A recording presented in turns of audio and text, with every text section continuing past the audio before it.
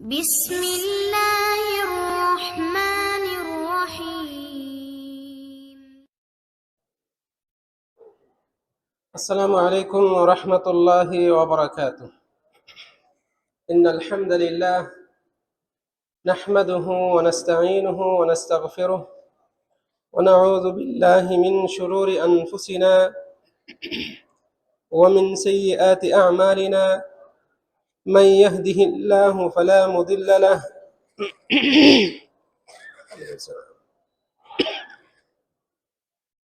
من يهده الله فلا مضل له ومن يضلل فلا هادي له.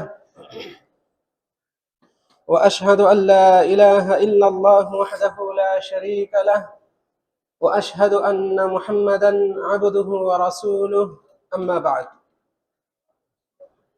সমস্ত প্রশংসা, সমস্ত গুণগান একমাত্র আল্লাহ রাব্বুল আলামিনের জন্য, যার অশেষ মেহেরবানিতে আমরা আজকে মসজিদে নববীতে জুমার সালাত আদায় করার তৌফিক পেয়েছি। যার বিশেষ কৃপায় আমরা আজকের এই মহিমান্বিত দিনে শ্রেষ্ঠত্বপূর্ণ ফজিলতপূর্ণ এই দিনের শ্রেষ্ঠ ইবাদতটি পৃথিবীর শ্রেষ্ঠতম মসজিদে নববীতে আদায় করার তৌফিক পেয়েছি। আলহামদুলিল্লাহ। দরুদ ও সালাম বর্ষণ হোক শ্রেষ্ঠ নবী মুহাম্মদ বিন আব্দুল্লাহ সাল্লাল্লাহু আলাইহি ওয়াসাল্লামের উপর, যিনি তার উম্মতকে একটি সরল, সঠিক, সুস্পষ্ট দ্বীনের উপর রেখে গিয়েছেন। আল্লাহ তাআলা তার উপর, তার পরিবারবর্গ এবং সকল সাহাবীর উপর শান্তি, রহমত ও বরকত নাজিল করুন, আল্লাহুম্মা আমিন। সম্মানিত বাংলা ভাষী মুসলিম বৃন্দ, আল্লাহ রাব্বুল আলামিনের প্রিয় বান্দাগণ, আমি আপনাদের সামনে আজকে মসজিদে নববীর মিম্বারে যে মহামূল্যবান খুতবা দেয়া হয়েছে, উক্ত খুতবার সংক্ষিপ্ত বঙ্গানুবাদ উপস্থাপন করব। ওয়া মা তাওফিকি ইল্লা বিল্লাহ। আজকে মসজিদে নববীর মিম্বারে যিনি খুতবা দিয়েছেন, অত্র মসজিদের সুযোগ্য ইমাম ও খতিব শেখ ডক্টর খালেদ বিন সুলাইমান আল মুহান্না হাফিজাহুল্লাহ।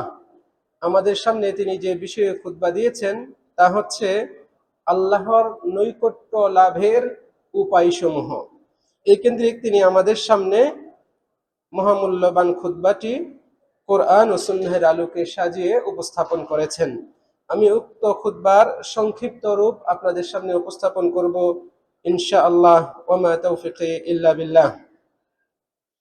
সম্মানিত খতিব সাহেব খুতবার শুরুতে আল্লাহ সুবহানাহু ওয়া তাআলার প্রশংসা করেছেন, হামদ সানা পাঠ করেছেন।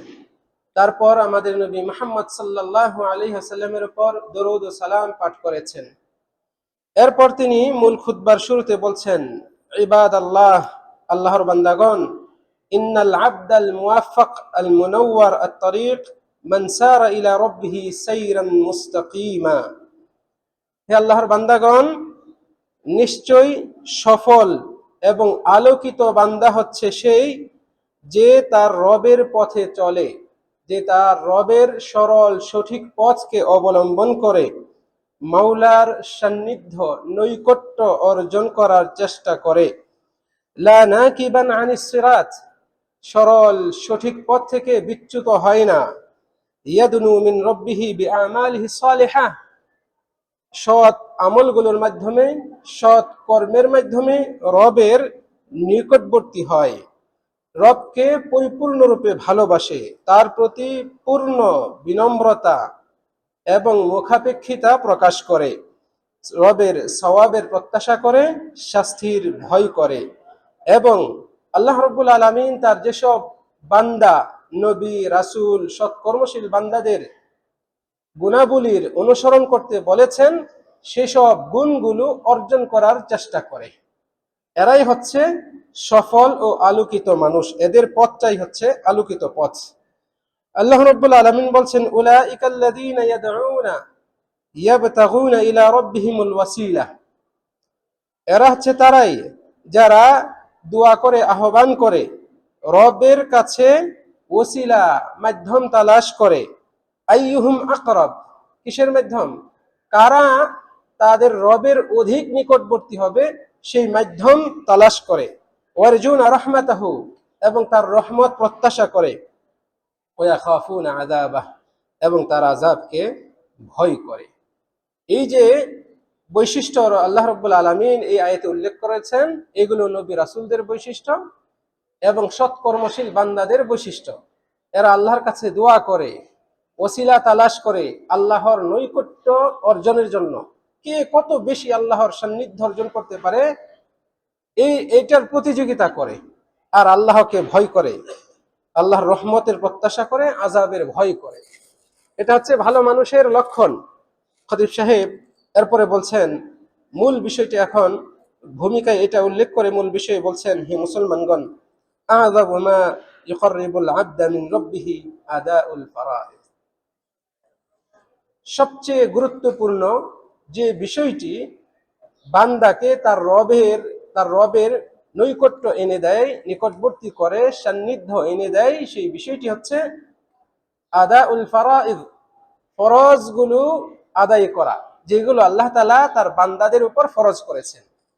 আল্লাহ কর্তৃক ফরজ বিধানগুলো পালন করা, এই আমলটি, এই বিষয়টি বান্দাকে সবচেয়ে বেশি নৈকট্য এনে দেয়, আল্লাহর সান্নিধ্য এনে দেয়। আমরা যদি আল্লাহর নৈকট্য পেতে চাই, সান্নিধ্য অর্জন করতে চাই, তাহলে আমাদেরকে সর্বাগ্রে যে বিষয়টিতে মনোযোগ দিতে হবে সেটি হচ্ছে ফরজ ইবাদতগুলো। এই ফরজ ইবাদত শুধু নামাজের মধ্যে সীমাবদ্ধ নয়। নামাজ, রোজা, হজ, যাকাত, আরো অনেক ফরজ রয়েছে। ইসলামের যত ফরজ যা আপনার উপর ফরজ হয়েছে সেগুলো আপনি আদায় করবেন। এর মাধ্যমে আপনি সবচেয়ে বেশি আল্লাহর নৈকট্য অর্জন করতে পারবেন। আল্লাহর নৈকট্য অর্জনের বড় মাধ্যম হচ্ছে এটা, ফরজ ইবাদতগুলো পালন করা। এই কথাটি স্বয়ং আল্লাহ রাব্বুল আলামিন হাদিসে কুদসিতেই উল্লেখ করেছেন। তিনি বলছেন, ওয়ামা তাকাররাবা ইলাইয়া আবদি বিশাইইন আহাব্বা ইলাইয়া মিম্মা ইফতারাসতুহু আলাইহি। বান্দা আমার নৈকট্য অর্জন করে যে সমস্ত আমল দ্বারা, এগুলোর মধ্যে আমি যা তার উপর ফরজ করেছি এর চেয়ে অধিক প্রিয় আর কোনো আমল আমার কাছে নেই। আল্লাহ রাব্বুল আলামিনের কাছে নৈকট্য অর্জনের সবচেয়ে প্রিয় আমল হচ্ছে আল্লাহ তাআলা যা আমাদের উপর ফরজ করেছেন। এটা আল্লাহ রাব্বুল আলামিনই বলেছেন। তাহলে আল্লাহর নৈকট্য অর্জন করা, আল্লাহর সান্নিধ্য অর্জন করা, আল্লাহকে পাওয়ার সবচেয়ে বড় মাধ্যম হচ্ছে, আল্লাহর কাছে সবচেয়ে প্রিয় মাধ্যম হচ্ছে যা আল্লাহ তাআলা আমাদের উপর ফরজ করেছেন। সম্মানিত দিনী ভাইয়েরা, খতিব সাহেব তারপরে বলছেন, এই ফরজ ইবাদতগুলোর মধ্যে সবচেয়ে প্রিয় ইবাদত হচ্ছে আল্লাহর কাছে যাবতীয় ইবাদতে আল্লাহকে এক হিসেবে স্বীকার করা, অর্থাৎ একমাত্র আল্লাহর ইবাদত করা। এইটা হচ্ছে আল্লাহর কাছে সবচেয়ে ফরজকৃত প্রিয় ইবাদত। আপনি নামাজ পড়বেন কেবল আল্লাহর জন্যই পড়বেন। মানুষ আপনাকে এই সেই কথা শোনাবে, এলাকার মানুষ বেনামাজি ডাকবে অথবা উমুক তুমুক বকা দিবে, এই জন্য নয়। মানুষ ভালো বলবে, এই জন্য নয়, কেবল আল্লাহর জন্য। আপনি রোজার মাসে, রমজান মাসে রোজা রাখছেন কেবল আল্লাহর সন্তুষ্টির জন্য।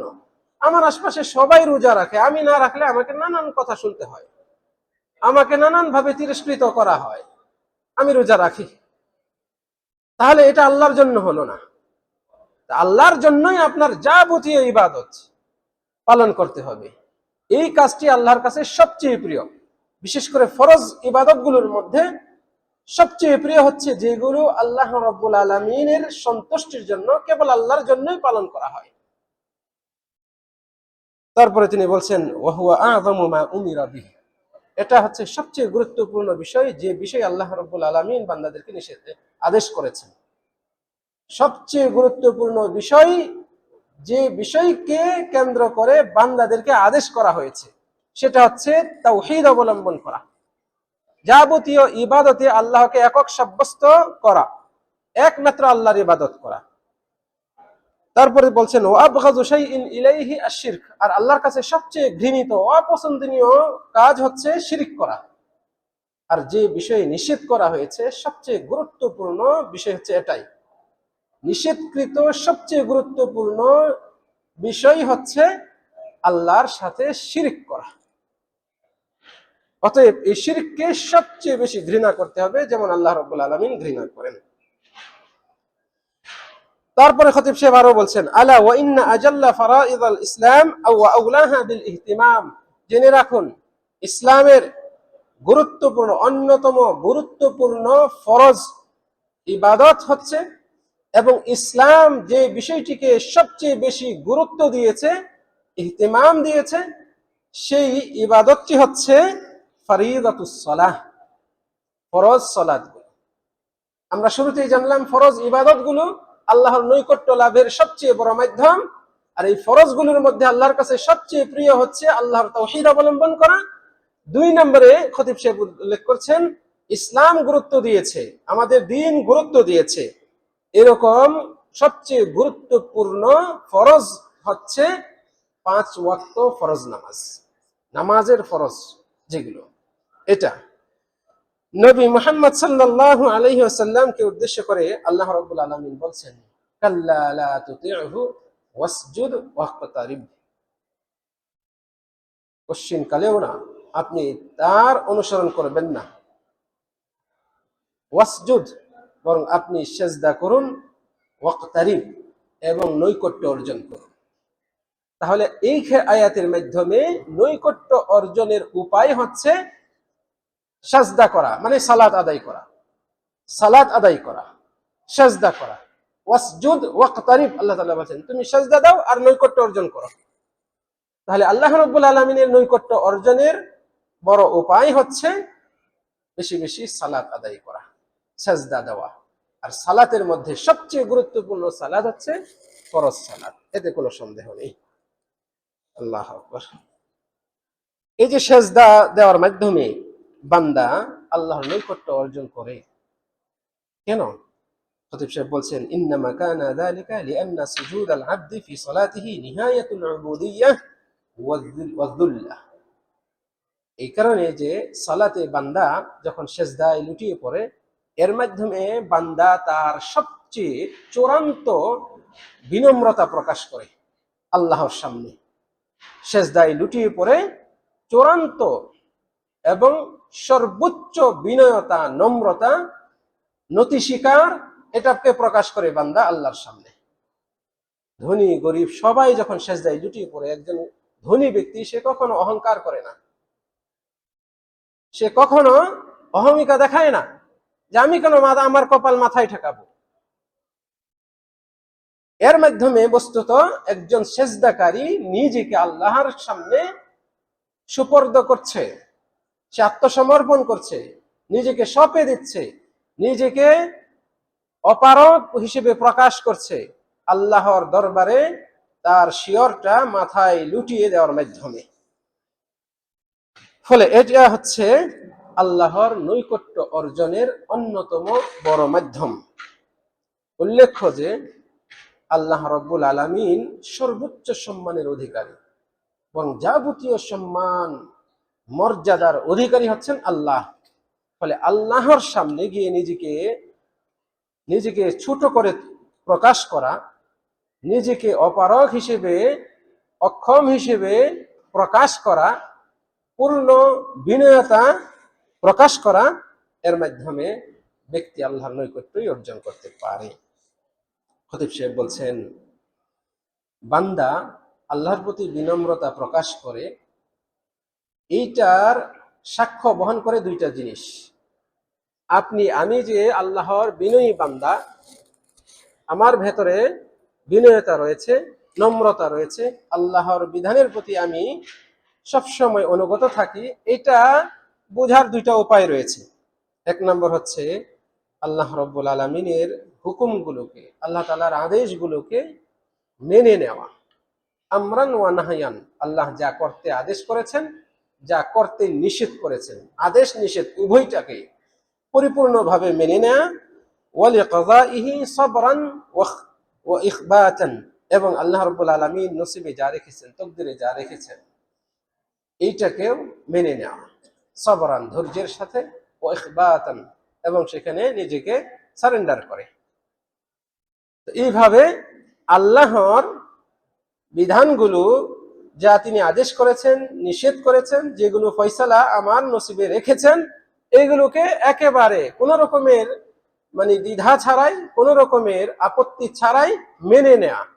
এর মাধ্যমে বান্দা প্রকৃতপক্ষে আল্লাহর প্রতি বিনম্র, এটা প্রকাশ পায়। আরেকটা লক্ষণ হচ্ছে, খতিব সাহেব বলছেন ওয়াসানিহিমা, দ্বিতীয়টি হচ্ছে খালউল আবদি আন নাফসিহি লিবাসাল কিবার ওয়া জিলবাবাল উজব। বান্দা তার নিজের মধ্য থেকে অহংকার, অহমিকার পোশাককে ছুঁড়ে ফেলবে, নিজেকে একেবারে অহংকার মুক্ত করবে এবং সে সর্বদা বিনয়তা, বিনম্রতা এই পথ অবলম্বন করবে। এর মাধ্যমে এই বিষয়টি মহা গুরুত্বপূর্ণ, এই ইবাদতটি প্রকাশ পায়। এরপরে খতিব সাহেব আবার মূল কথায় ফিরে আসছেন। তিনি বলছেন, বান্দা ফরজ ইবাদতের মাধ্যমে আল্লাহর নৈকট্য অর্জন করতে পারে, বরং ফরজ ইবাদতের মাধ্যমে আল্লাহর নৈকট্য অর্জন করা এটা সবচেয়ে বড় মাধ্যম নৈকট্য অর্জনের। ঠিক অনুরূপভাবে এই ফরজ ইবাদতের পাশাপাশি বান্দা যে তার রবকে পছন্দ করে, ভালোবাসে, সে ফরজের পাশাপাশি নফল ইবাদতের মাধ্যমেও রবের নৈকট্য তালাশ করে। বস্তুত যে বান্দা ফরজের পাশাপাশি নফল ইবাদত পালন করে, ফরজের আগে পরে মুস্তাহাব ইবাদত গুলো পালন করে, সুন্নত, নফল আর অন্যান্য বিষয়গুলো পালন করে, সে এইভাবে আল্লাহর নৈকট্য অর্জন করতে থাকে। অবশেষে এর পরিণতিতে আল্লাহ রাব্বুল আলামিন তাকে ভালোবেসে ফেলেন। অবশেষে এই নফল ইবাদত পালনকারী, যে বেশি বেশি নফল ইবাদত পালন করে, এমন বান্দাকে আল্লাহ তাআলা ভালোবেসে ফেলেন। ফাইদা আহাব্বাহু কানা লাহু ওয়ালিয়ান, যখন আল্লাহ রাব্বুল আলামিন তাকে ভালোবাসেন, তখন আল্লাহ তার জন্য ওলি হয়ে যান, তার ওলি হয়ে যান, অভিভাবক হয়ে যান। ফলে আল্লাহ রাব্বুল আলামিন তার চোখ, তার কান, তার হাত, পা এগুলোকে যাবতীয় অন্যায়, অনিষ্টতা থেকে হেফাজত করেন। ফলে এই অঙ্গ প্রত্যঙ্গ দিয়ে সে যা করে, সেগুলো কেবল আল্লাহ যা পছন্দ করেন সেগুলোই করে। যা শুনে, যা দেখে, যা বলে, যা ধরে, যেখানে যায়, এগুলো সব আল্লাহর পছন্দনীয়। এরকম ভাবে সে আল্লাহর অভিভাবকত্ব তার মাঝে পেয়ে যায়। ফলে সে অন্যায় থেকে রক্ষা পায়, সুরক্ষা পায়, সে নানান রকমের অনিষ্ট থেকে হেফাজতে থাকে। আল্লাহ রাব্বুল আলামিন তাকে হেফাজত করেন।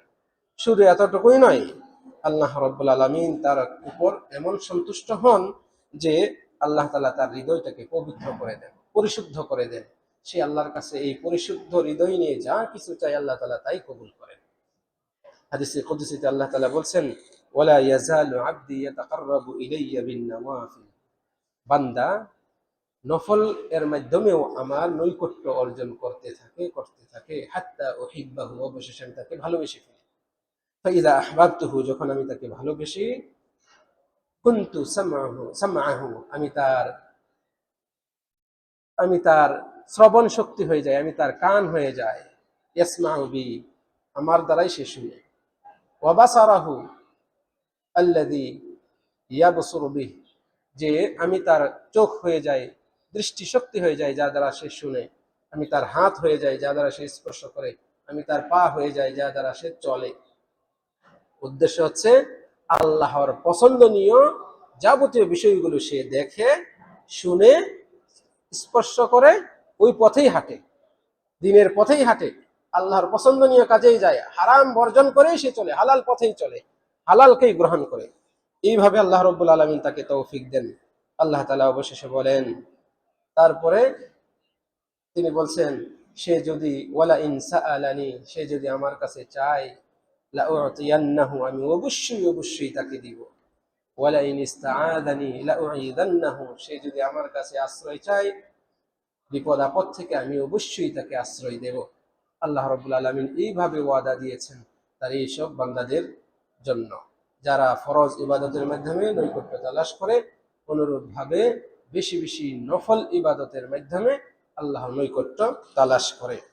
সম্মানিত দিনী ভাইরা, খতিব সাহেব বলছেন, যখন বান্দা আল্লাহর নৈকট্য অর্জন করে, আল্লাহ রাব্বুল আলামিন তাকে কাছে টেনে নেন, তার সান্নিধ্য দান করেন এবং তাকে আল্লাহর সামনে উপবিষ্ট হওয়ার দিনে ওই সময়ে মহা পুরস্কার দান করেন, যে পুরস্কার পেয়ে সে আনন্দিত উৎফুল্লিত হবে।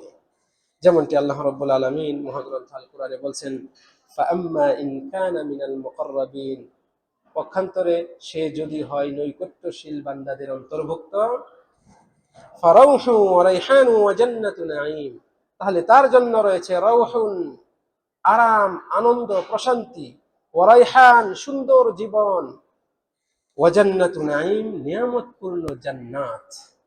কার জন্য? আম্মা ইন কানা মিনাল মুকাররাবিন, যদি সে মুকাররাব হয়, মুকাররাবদের অন্তর্ভুক্ত, মানে নৈকট্যশীল সান্নিধ্য অর্জনকারী বান্দাদের অন্তর্ভুক্ত হতে পারে, তাদের জন্য আল্লাহ রাব্বুল আলামিন এই মহাপুরস্কার রেখেছেন। এরপর খতিব সাহেব বলছেন, এই পথে চলেছেন আমাদের এই পৃথিবীতে আল্লাহ রাব্বুল আলামিনের বান্দাদের মধ্যে শ্রেষ্ঠ বান্দাগণ, নবী রাসূলগণ, সাহাবায়ে কেরাম, তাবিঈন ইজম, তারাও এই পথেই চলেছেন আল্লাহর নৈকট্য অর্জনের জন্য। আমাদের নবী মুহাম্মদ সাল্লাল্লাহু আলাইহি সাল্লাম এবং নবী ইব্রাহিম আলাইহিস সালাতু ওয়াস সালাম, এই দুই নবী সবচেয়ে বেশি নৈকট্য অর্জন করেছিলেন। এই জন্য আল্লাহ তাআলা এই দুইজনকে তার খলিল, অন্তরঙ্গ বন্ধু হিসেবে গ্রহণ করেছেন। আল্লাহ তাআলা কোরআনে ঘোষণা দিয়েছেন যে যে আল্লাহ ইব্রাহিমকে খলিল হিসেবে গ্রহণ করেছেন। আর হাদিসে আমাদের নবী মুহাম্মদ সাল্লাল্লাহু আলাইহি ওয়াসাল্লাম বলছেন, আমি যদি তোমাদের মধ্য থেকে কাউকে খলিল হিসেবে গ্রহণ করতাম তাহলে আবু বকরকে গ্রহণ করতাম, কিন্তু তোমাদের বন্ধু তাকে তো আল্লাহ তাআলা খলিল হিসেবে গ্রহণ করে নিয়েছেন। মানে নবী মুহাম্মদ সাল্লাল্লাহু আলাইহি সাল্লামকে আল্লাহ তাআলা অন্তরঙ্গ বন্ধু হিসেবে গ্রহণ করে নিয়েছেন। রাসূল সাল্লাল্লাহু আলাইহি সাল্লাম আমাদেরকে এই সংবাদ দিয়েছেন। তিনি বলেছেন, লাম কুনতু মুত্তাখিদাম মিন উম্মতি খলিলান, আমার উম্মতের কাউকে যদি খলিল হিসেবে গ্রহণ করতাম, লাত্তাখাযতু আবু বকর, তাহলে আমি আবু বকরকেই গ্রহণ করতাম। ওয়ালাকিন সাহিবুকুম খলিলুল্লাহ, কিন্তু তোমাদের এই সঙ্গী, মানে রাসূল নিজেকে সম্বোধন করে বলছেন, তোমাদের এই সঙ্গী সে তো আল্লাহর খলিল হয়ে গিয়েছে আগে, কাজে এখন আর তোমাদের কাউকে খলিল হিসেবে গ্রহণ করার সুযোগ নেই। সুবহানাল্লাহ। এই যে খলিল হয়েছেন এই দুইজন, কেন? আল্লাহ রাব্বুল আলামিনের নৈকট্য অর্জনের জন্য তারা যে আপ্রাণ চেষ্টা করেছেন, যে কষ্ট সহ্য করেছেন, যে বালা মুসিবতের সম্মুখীন হয়েছেন, পৃথিবীতে এই দুইজন নবীর মতো আর কোন নবী রাসূল এত কষ্ট সহ্য করেন নাই, এত বড় পরীক্ষার সম্মুখীন হন নাই। নানান রকমের প্রতিকূল অবস্থা সত্ত্বেও তারা রব্বুল আলামিনের পথ আঁকড়ে ধরেছেন। আল্লাহ রব্বুল আলামিনের সন্তুষ্টি অর্জনের জন্য, তার ইবাদত যথাযথভাবে পালনের জন্য পূর্ণ প্রচেষ্টা করেছেন এবং তার চূড়ায় উঠেছিলেন। তারা সর্বোচ্চ শিখায় চূড়ায় তারা উঠেছিলেন, ইবাদতের, তাওহীদের চূড়ায়। সম্মানিত দিনী ভাইরা, এরপরে খতিব সাহেব মহা গুরুত্বপূর্ণ বিষয় উল্লেখ করছেন। এই বিষয়কে কেন্দ্র করে তিনি বলছেন, আল্লাহ রাব্বুল আলামিনের বিশেষ দয়া, অনুগ্রহ এবং মর্যাদা প্রদান, সম্মান প্রদান করা এই বান্দাদের উপর, যে বান্দাদেরকে আল্লাহ রাব্বুল আলামিন এমন বিধান দেন নাই যে বান্দারা আল্লাহর সৃষ্টি হয়ে আল্লাহর অপর সৃষ্টির মুখাপেক্ষী হয়ে তাদেরকে মাধ্যম হিসেবে গ্রহণ করবে আল্লাহর নৈকট্য অর্জনের জন্য। সৃষ্টি হয়ে অপর সৃষ্টিকে ওয়াসিলা হিসেবে গ্রহণ করবে আল্লাহর নৈকট্য লাভের আশায়। এই অপমান থেকে আল্লাহ রাব্বুল আলামিন আমাদেরকে, তার বান্দাদেরকে রক্ষা করেছেন। এটা আল্লাহর দয়া ও অনুগ্রহ, যে একজন মানুষ আর একজন মানুষকে তার ওসিলা হিসেবে ধরবে আল্লাহর সান্নিধ্য অর্জনের জন্য, আল্লাহর নৈকট্য পাওয়ার জন্য। এটা থেকে আল্লাহ তাআলা আমাদেরকে বাঁচিয়েছেন। আমাদের সমাজে অনেকেই রয়েছে, ইয়ারফাউনা ইলাইহি হাওয়াইজাহুম, যে সে তার এবং আল্লাহর মাঝে অন্য কোনো মানুষকে, অন্য কোনো পীর সাহেবকে, বুজুর্গ ব্যক্তিকে ওসিলা হিসেবে ধরে, ওসিলা ধরে তার কাছে গিয়ে তার হাজত, অভাব, অন্টন, প্রয়োজন এগুলো ব্যক্ত করে। ইয়াতাওয়াসসালুনা বিহিম ইলা রাব্বিহিম, এদের মাধ্যমে রবের কাছে ওসিলা ধরে। ইয়াসআলুনাহুম, তাদের কাছে কামনা করে, দোয়া করে, আইয়াদনুহুম মিন মাওলাহুম, যেন তাদেরকে মাওলার কাছে, আল্লাহর কাছে নিয়ে যায়, নৈকট্য অর্জন করিয়ে দেয়। আমাদের সমাজে এই দৃশ্য অনেক রয়েছে, অনেক রয়েছে। পীর সাহেবের দরবারে গিয়ে সেজদা দেয়, পীর সাহেবের পায়ে সেজদা দেয়, মাজারে গিয়ে মান্নত মানে। তারা বলে, আমরা তো পীর সাহেবের পূজা করি না, আমরা তো কবরবাসীর ইবাদত করি না, এই আশায় আসছি তিনি আল্লাহর কাছে আমাদের জন্য শাফাআত করবেন। সুপারিশ করবেন, তাদেরকে মাধ্যম হিসেবে ধরি, তাদেরকে ধরলে আল্লাহ খুশি হবেন, তারা আল্লাহর কাছে আমাদেরকে পৌঁছে দিবেন। যে এই যে যুক্তিটা দেওয়া হয়, খতিব সাহেব বলছেন প্রকৃতপক্ষে আল্লাহ রাব্বুল আলামিন এমন বিধান দেন নাই। আল্লাহ রাব্বুল আলামিন এমন বিধান না দিয়ে আমাদের প্রতি অনুগ্রহ করেছেন, আমাদেরকে তিনি সম্মানিত করেছেন। এক বান্দা হয়ে আরেক বান্দার দ্বারস্থ হয়ে হব আমরা আল্লাহর নৈকট্য লাভের জন্য, এটা এক অপমানজনক অবস্থা। এটা থেকে আল্লাহ তাআলা আমাদেরকে হেফাজত করেছেন, আলহামদুলিল্লাহ। খতিব সাহেব বলছেন তবে আল্লাহ রাব্বুল আলামিন আমাদের জন্য তার নৈকট্য লাভের উপায় নির্ধারণ করে দিয়েছে, যে উপায়টি শরীয়ত সম্মত, যে উপায়টি আল্লাহ রাব্বুল আলামিনের পছন্দনীয়। তিনি বলছেন وإنما فتح للعبيد أبواب فضله ورحمته ليتقربوا إليه بأعمالهم الصالحة। বস্তুত আল্লাহ রাব্বুল আলামিন তার বান্দাদের জন্য তার দয়া, অনুগ্রহ, রহমতের দ্বার উন্মুক্ত করে দিয়েছেন, যাতে করে তারা তাদের সৎ আমলের মাধ্যমে আল্লাহর নৈকট্য অর্জন করতে পারে। তাহলে আল্লাহ রাব্বুল আলামিন তার বিশেষ দয়া ও কৃপা আমাদের জন্য উন্মুক্ত রেখেছেন তার নৈকট্য লাভের জন্য। সেটা কি?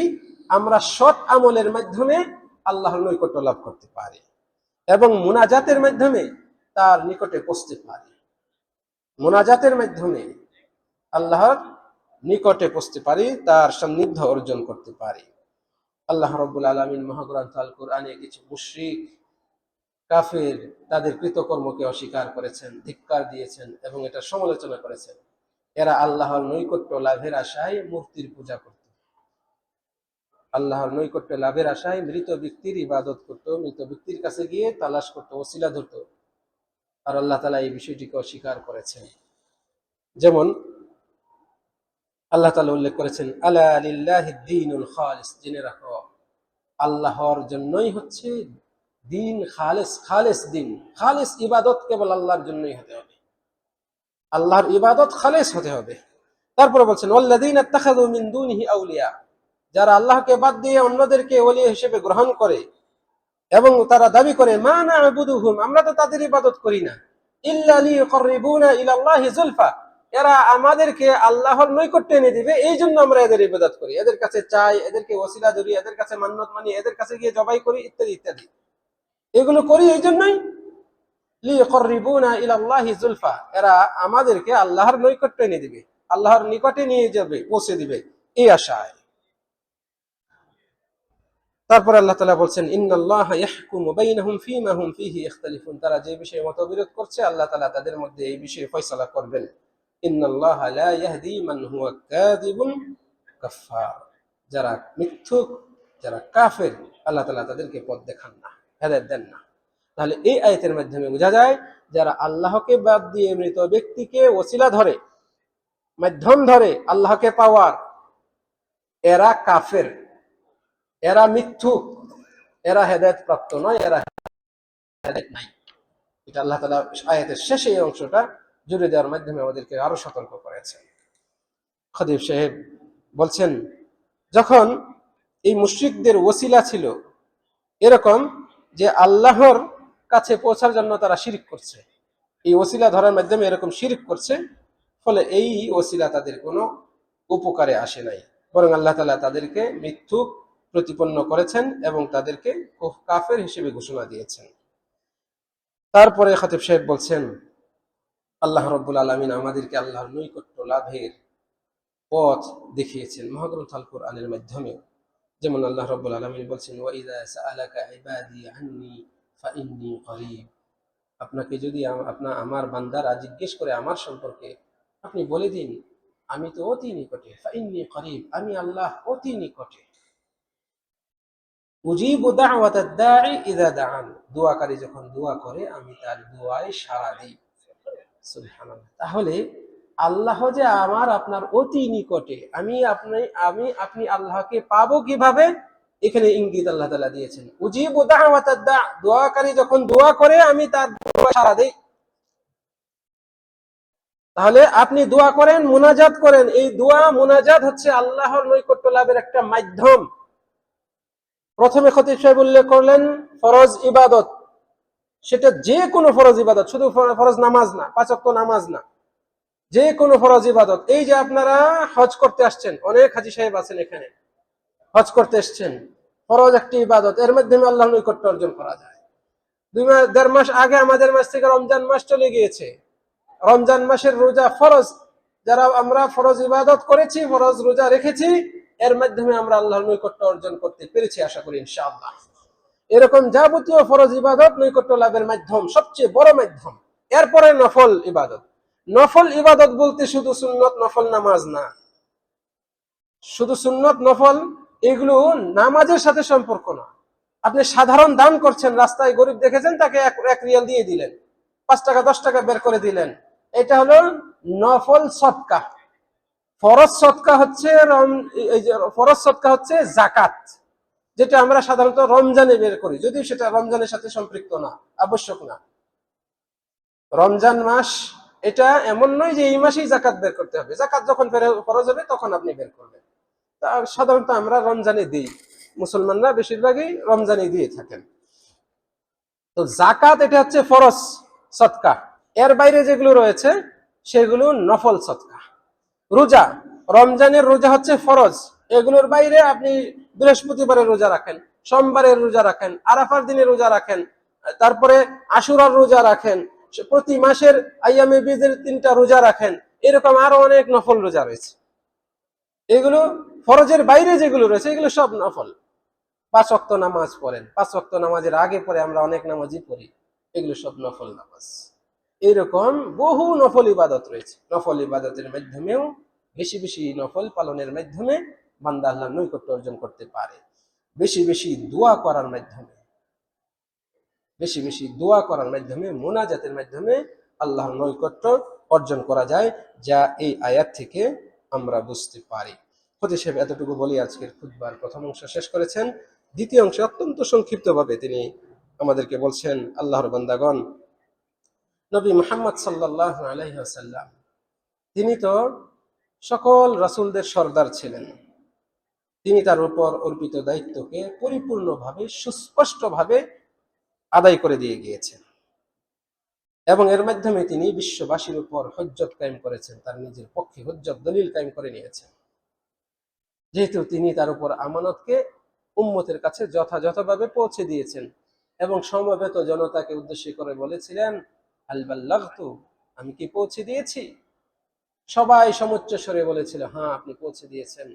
রাসূল সাল্লাল্লাহু আলাইহি ওয়াসাল্লাম বলেছেন, হে আল্লাহ, আল্লাহুম্মা শাহাদ, হে আল্লাহ আপনি সাক্ষী থাকুন, আমার উম্মত সাক্ষ্য দিচ্ছে যে আমি পৌঁছে দিয়েছি, আপনি আমার উপর যে দায়িত্ব দিয়েছেন সেই দায়িত্ব, কাজে আজকে আপনিও সাক্ষী থাকুন আমি যেটা পৌঁছে দিয়েছি। রাসূল সাল্লাল্লাহু আলাইহি ওয়াসাল্লাম হুজ্জত কায়েম করে গিয়েছেন। সেই রাসূল সাল্লাল্লাহু আলাইহি ওয়াসাল্লাম আল্লাহর নৈকট্য অর্জন করতে পারে কিভাবে বান্দারা, এই পথ পরিপূর্ণভাবে তার উম্মতকে জানিয়ে গিয়েছেন। রাসূল সাল্লাল্লাহু আলাইহি ওয়াসাল্লাম নিজেই বলছেন, মা তারাকতু শাইআন ইউকাররিবুকুম ইলাল্লাহ, আল্লাহর নিকটে পৌঁছে দেয় তোমাদেরকে, আল্লাহর সান্নিধ্য অর্জন করতে পারবে, এরকম কোন বিষয় আমি ছাড়ি নাই তোমাদের জন্য, ইল্লা ওয়া আমারতুকুম বিহ, আমি সেই বিষয়ে তোমাদেরকে আদেশ করেছি, তোমাদেরকে নির্দেশনা দিয়েছি। আল্লাহর নৈকট্য এনে দেয় এমন কোন বিষয় আমি ছাড়ি নাই, বরং সেই বিষয়গুলো তোমাদেরকে নির্দেশনা দিয়েছি, আদেশ দিয়েছি, সেগুলো তোমরা যেন গ্রহণ করো। এটা আমাদের নবী মুহাম্মদ সাল্লাল্লাহু আলাইহি সাল্লামের মুখ নিঃসৃত বাণী। তাহলে আল্লাহ রাসূল সাল্লাল্লাহু আলাইহি সাল্লাম যে পথ আমাদেরকে বলে দিয়েছে আল্লাহর নৈকট্য অর্জনের জন্য, এগুলোই আমাদেরকে গ্রহণ করতে হবে। আল্লাহ রাব্বুল আলামিন যে পথ আমাদেরকে দেখিয়েছেন মহাগ্রন্থ আল কোরআনে, রব্বুল আলামিনের নৈকট্য অর্জনের জন্য আমাদেরকে সেই পথই অবলম্বন করতে হবে। এর বাইরে আমরা যদি যাই তাহলেই আমরা হয় শিরকে, না হয় বিদআতে পতিত হব। আল্লাহ রাব্বুল আলামিন আমাদেরকে হেফাজত করুন।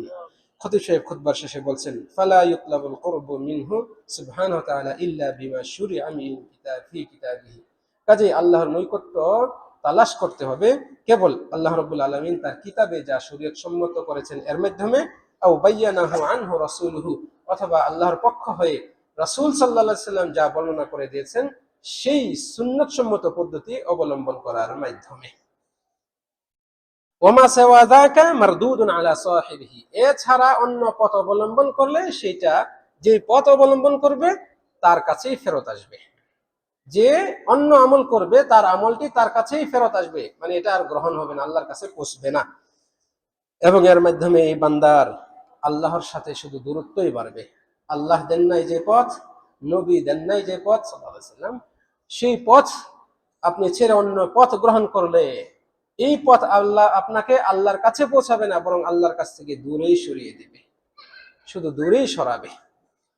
যেমনটি নবী মুহাম্মদ সাল্লাল্লাহু আলাইহি ওয়াসাল্লামের এই বাণী থেকে সুস্পষ্ট, তিনি বলছেন, মান আমিলা আমালান লাইসা আলাইহি আমরুনা ফাহুয়া রাদ, যে আমল করলো, এমন আমল করলো যার সপক্ষে আমাদের নির্দেশনা নেই, সেই আমলটি পরিত্যাজ্য। ব্যাখ্যায় খতিব সাহেব বলছেন, এই আমলটি আমলকারীর নিকটেই ফেরত আসবে, ফেরতযোগ্য হবে, আল্লাহ তাআলার কাছে পৌঁছবে না। সর্বশেষে খুতবার একেবারে শেষ মুহূর্তে খতিব সাহেব ইবনুল কাইয়িম রাহিমাহুল্লাহর একটি উক্তি উল্লেখ করেছেন এই প্রসঙ্গে। ইবনুল কাইয়িম রাহিমাহুল্লাহ তিনি বলছেন, আকরাবুল ওয়াসাইলি ইলাল্লাহ মুলাজামাতুস সুন্নাহ, আল্লাহর নৈকট্য অর্জনের সবচেয়ে বড় মাধ্যম, সবচেয়ে মানে নৈকট্য অর্জন করার মাধ্যম হচ্ছে নবী মুহাম্মদ সাল্লাল্লাহু আলাইহি ওয়াসাল্লামের সুন্নতকে আঁকড়ে ধরা, প্রকাশ্য অপ্রকাশ্য সর্ব অবস্থায় সুন্নতের উপর অবিচল থাকা, এটা একটা মাধ্যম আল্লাহর নৈকট্য অর্জনের। 2 নম্বর হচ্ছে ওয়া ইরাদাতু ওয়া দাওয়ামুল ইফতিকার ইলাল্লাহ, এবং সব সময় আল্লাহর মুখাপেক্ষী হয়ে থাকা। দাওয়ামুল ইফতিকার ইলাল্লাহ, সবসময় আল্লাহর মুখাপেক্ষী হওয়া, আল্লাহর কথা স্মরণ করা, আল্লাহর কাছে চাওয়া, আল্লাহর কাছে কাকুতি মিনতি করা, বিপদ থেকে রক্ষা চাওয়া, যে সুফল অবস্থায় রয়েছে, যে শান্তি শৃঙ্খলা নিরাপত্তায় রয়েছে, এটা যেন আল্লাহ রাব্বুল আলামিন আমার উপর স্থায়ী করে দেন, এটা যেন কোনোভাবে এই নিয়ামত আমার থেকে সরে না যায়, এভাবে আল্লাহর কাছে দোয়া করা। এক কথায় আল্লাহকে সবসময় অবলম্বন করা, আল্লাহর মুখাপেক্ষী হওয়া, সবসময় আল্লাহকে স্মরণ করা, এটা 2 নম্বর ওসিলা। 3 নম্বরে বলছেন ওয়া ইরাদাতু ওয়াজহিহি ওয়াহদাহু বিল আকওয়ালি ওয়াল আফআল, এবং কথা ও কাজে কেবল আল্লাহর সন্তুষ্টি অর্জন করার চেষ্টা করা। যা কিছু বলবে ভালো বলবে, সত্য বলবে, যা ছাড়বে তা কেবল আল্লাহর সন্তুষ্টির জন্যই, অন্যায় অপবাদমূলক বিষয়গুলো ছাড়বে, হারাম বিষয়গুলো ছাড়বে, আল্লাহর সন্তুষ্টি অর্জনের জন্যই এই কাজগুলো করবে। সে যা বলবে যা করবে সব ভালো, ন্যায়সঙ্গত শরীয়তসম্মত কাজ কথা এগুলোই সে করবে। এইভাবে এই 3টি পথ যদি অবলম্বন করে, এই 3টি পথই হচ্ছে আল্লাহর নৈকট্য এনে দেওয়ার জন্য সবচেয়ে গুরুত্বপূর্ণ পথ। খতিব সাহেব তারপরে বলছেন, ওয়ামা ওয়াসালা আহাদুন ইলাল্লাহ, কোন বান্দা আল্লাহর কাছে পৌঁছেনি ইল্লা মিন হাদিহি সালাসা, এই 3টি ওসিলা ছাড়া, এই 3টি মাধ্যম ছাড়া কোনো বান্দা আল্লাহর নৈকট্য অর্জন করতে পারে না। মূলত এই কথাটি ইবনুল কাইয়িম রাহিমাহুল্লাহ তিনি তার এই কথার শেষে বলছেন যে এই 3টি ওসিলা ছাড়া, এই 3টি মাধ্যম ছাড়া কোনো বান্দা আল্লাহর নৈকট্য অর্জন করতে পারে না। এক, আবারও বলছি, নবী মুহাম্মদ সাল্লাল্লাহু আলাইহি ওয়াসাল্লামের সুন্নতকে আঁকড়ে ধরা, প্রকাশ্য অপ্রকাশ্য সর্বাবস্থায়। 2, সবসময় আল্লাহর মুখাপেক্ষী হয়ে থাকা। 3, যাবতীয় কাজে কর্মে আমলে এবং কথায় বার্তায় আল্লাহর সন্তুষ্টি কামনা করা। এই 3টি মাধ্যম অবলম্বন করার মাধ্যমে একজন বান্দা আল্লাহর নৈকট্য অর্জন করতে পারে। আজকের এই খুতবার শেষে রব্বুল আলামিনের কাছে কামনা করি, রব্বুল আলামিন আমাদের সকলকে আমালে সালিহাহ পালন করার তৌফিক দান করুন। এমন আমল আল্লাহ রব্বুল আলামিন আমাদের নসিবে দিন যেগুলো পালন করলে আল্লাহর নৈকট্য অর্জন করতে পারবো। রব্বুল আলামিন আমাদের সকলকে তার সান্নিধ্য অর্জন করার মতো শ্রেষ্ঠ আমলগুলো পালন করার তৌফিক দিন। রব্বুল আলামিন আমাদের জীবনের যাবতীয় গুনাহ খাতাকে ক্ষমা করে দিন। এই বছর যারা হজ করতে আসছেন, রব্বুল আলামিন সকলকে সুন্দরভাবে নবী মুহাম্মদ সাল্লাল্লাহু আলাইহি ওয়াসাল্লামের সুন্নত অনুপাতে হজ সম্পন্ন করার তৌফিক দিন। সকলের নসিবে আল্লাহ রাব্বুল আলামিন হজ্জে মাবরুর দান করুন। রব্বুল আলামিন আমাদের সকলের পিতামাতা যারা মারা গিয়েছেন তাদেরকে ক্ষমা করে দিন, যারা জীবিত রয়েছেন তাদেরকে হায়াতে তয়্যিবা দান করুন। আমাদের সকলকে আল্লাহ রাব্বুল আলামিন হায়াতে তয়্যিবা দান করুন, আমাদেরকে ঈমানের উপর অবিচলতা দান করুন। আমাদের যে সমস্ত ভাই বোনেরা পৃথিবীর আনাচে কানাচে নির্যাতিত, নিগৃহীত, বঞ্চিত, নিপীড়িত, আল্লাহ রাব্বুল আলামিন তাদের সকলকে উদ্ধার করুন, তাদেরকে সহযোগিতা দান করুন, তাদেরকে বিজয় দান করুন। আসসালামু আলাইকুম ওয়া রাহমাতুল্লাহি ওয়া বারাকাতুহু।